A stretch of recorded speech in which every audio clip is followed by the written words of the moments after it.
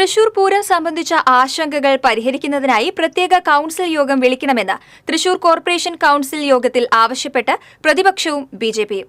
തൃശൂർ പൂരം പ്രതിസന്ധി ചർച്ച ചെയ്യാൻ പ്രത്യേക കൌൺസിൽ യോഗം അടിയന്തരമായി വിളിച്ചു ചേർക്കുമെന്ന് മേയർ MK വർഗീസ് അറിയിച്ചു.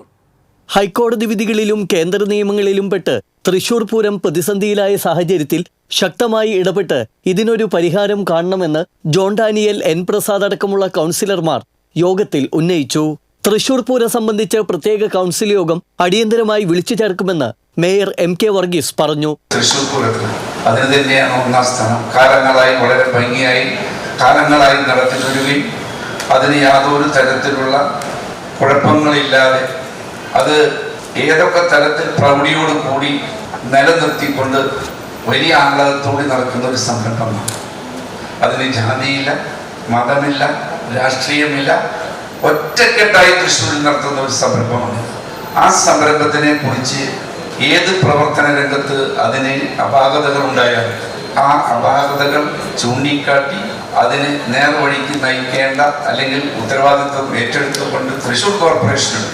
അങ്ങനെ കൗൺസിലിന്റെ ഒറ്റ ശബ്ദമായി വന്ന ഒരു സബ്ജക്റ്റാണ് തൃശ്ശൂർ പൂരവുമായി ബന്ധപ്പെട്ട് ഒരു യോഗം അടിയന്തരമായി വിളിച്ചു ചേർക്കുകയും ചർച്ച ചെയ്യാൻ നാം തീരുമാനിക്കുക.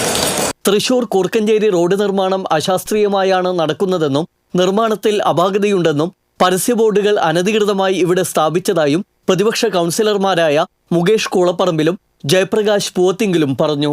പുലിക്കളി കഴിഞ്ഞ് 71 ദിവസം കഴിഞ്ഞിട്ടും 1.5 ലക്ഷം രൂപയുടെ ധനസഹായം കോർപ്പറേഷൻ നൽകിയില്ലെന്നും ഇത് ഭരണസമിതിയുടെ വീഴ്ചയാണെന്നും കുമ്മാട്ടി സംഘങ്ങൾക്കും ഒരു തുകയും നൽകിയിട്ടില്ലെന്നും കൗൺസിലർ NA ഗോപകുമാർ ആരോപിച്ചു.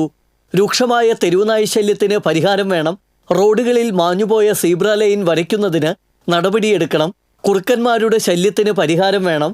കുടിവെള്ള പൈപ്പുകളിൽ കലങ്ങിയ വെള്ളം വരുന്നതിന് പരിഹാരം വേണം. വഴിവിളക്കുകൾ കത്തിക്കണം. സ്ട്രീറ്റ് ലൈബ്രറിയിൽ കൊടികൾ വച്ചത് എടുത്തുമാറ്റി നല്ല രീതിയിൽ പ്രവർത്തിപ്പിക്കണം തുടങ്ങിയ ആവശ്യങ്ങളും യോഗത്തിൽ കൗൺസിലർമാർ ഉന്നയിച്ചു. TC വിനോസ്, തൃശൂർ.